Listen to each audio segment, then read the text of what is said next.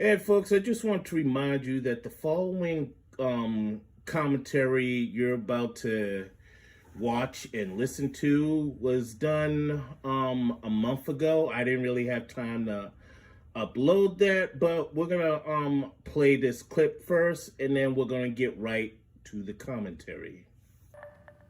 And new detail tonight in the death of Everette Jackson. He's the Louisiana man who went missing while floating the Payette River in Emmett. The Gem County's Sheriff's Office says, along with his family and volunteers, searched for more than a week before they found his body.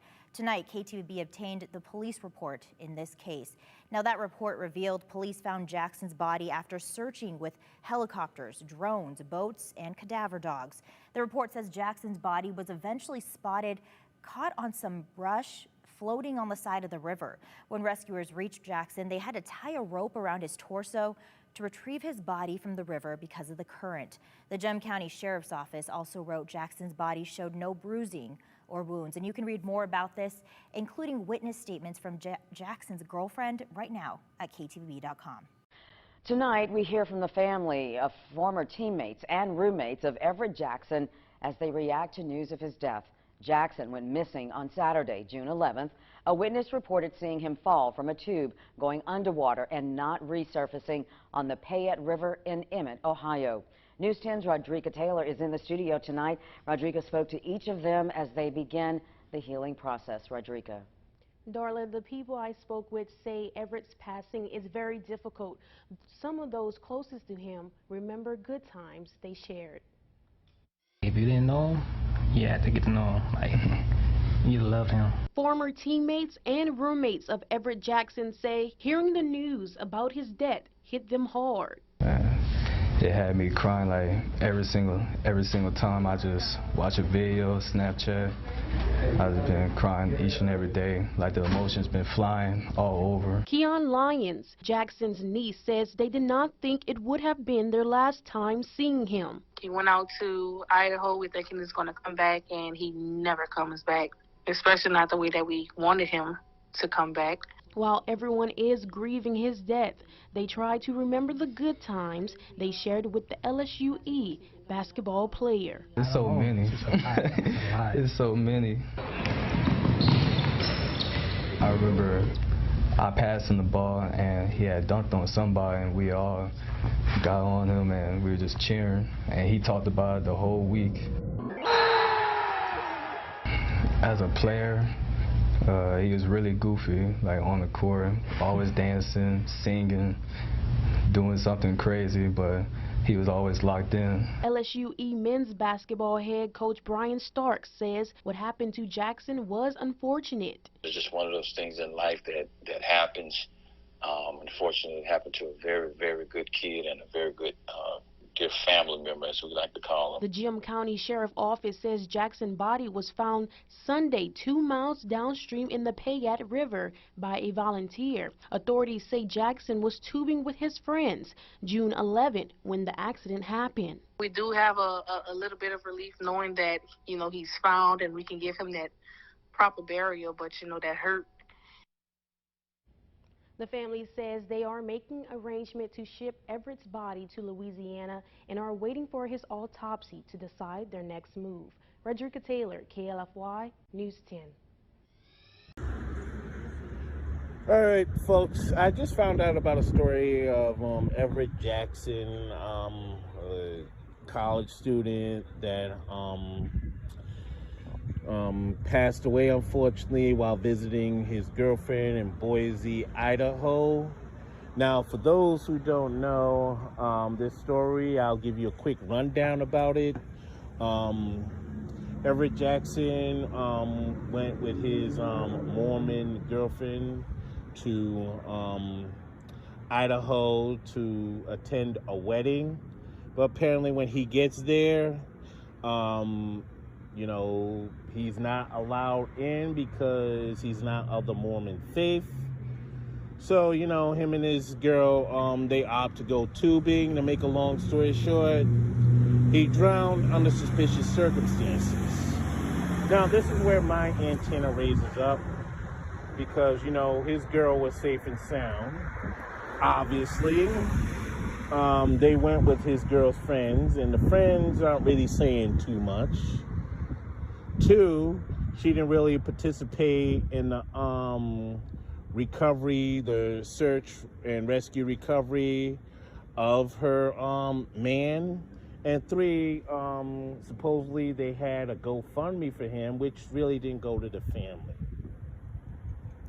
Now, when I take a critical examination of this, my question is that if you knew he couldn't get in the wedding, I'm referring specifically to the Mormon girlfriend, why did you bring him to Idaho? And I know, and I understand that, you know, she went to go see his people on several occasions, and he wanted to go see her people and everything. And for those of you out there, I just want to let you know that I am going to be bringing up race in this story. So if you feel a certain kind of way because I'm bringing this up, too bad. But it's going to be brought up anyway. I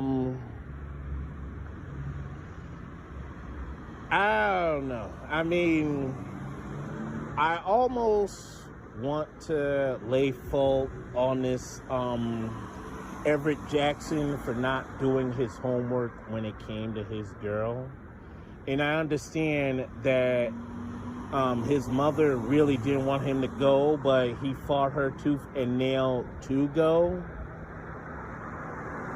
But the thing is this, and I'm gonna address the Mormon girlfriend for a minute, not the brother. If you knew, now you're a Mormon, and if you knew how the Mormons felt about non-Mormons, and if you knew how particularly some Mormons feel a certain way about interracial relationships and black people, why on earth would you take them back to your home turf? That is my question for you. That is my only question for you.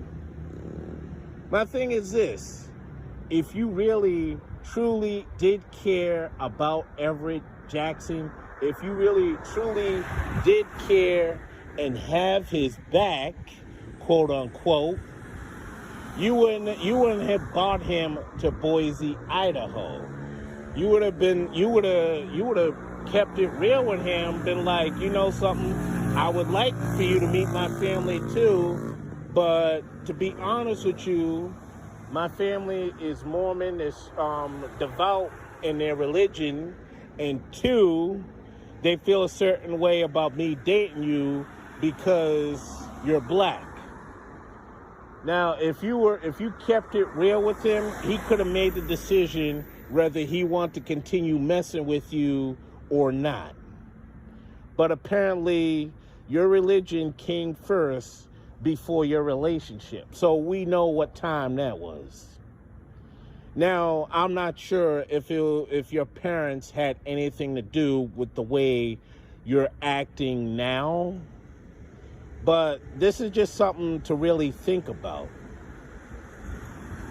Now, apparently, like the Christian Omboselli situation, this is a big takeaway for those of you who participate in,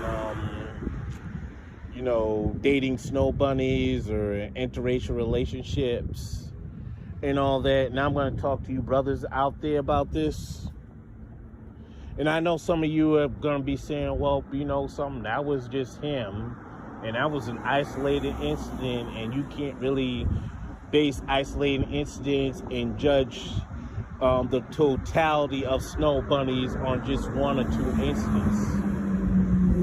Brothers, I love you and I feel what you're saying, but how many times are we going to have situations like this where we choose to go into places we're unfamiliar with, be around people we're unfamiliar with blindly, only to have tragic events happen? Come on now, use your thinking cap here. And I know some of you younger brothers who may have came up in the quote-unquote post-racial society don't really see this the same way us Gen Xers do and whatnot. I understand, there's a generational disconnect between your generation, my generation, and other generations who really endured prejudice and racism like that. But guess what? It's still here. And as long as it's still here, you're going to have to move and conduct yourself a certain way. You can't continue to move all blindly and willy-nilly on these streets, or else you're going to end up like Christian Umbumseli, or unfortunately an Everette Jackson. And I'm not trying to say you shouldn't date this girl or that girl, because apparently you guys are going to do what you want at the end of the day. I'm not like a Kid Organic or a Cynthia G or whoever telling you who you should date and who you should not date. That's not my business. All I'm saying is you all need to start moving smart in these streets. You all need to start asking questions to these snow bunnies out here, or whoever ethnicity, whether she's a Latina, whether she's Asian, East Indian, or Middle Eastern. You need to start asking questions. You need to start having your third eye open and looking at things around you before you find yourself in grave circumstances. And I'm going to leave it at that. I ain't going to be too long-winded in this. But tell us, what are your thoughts on this subject?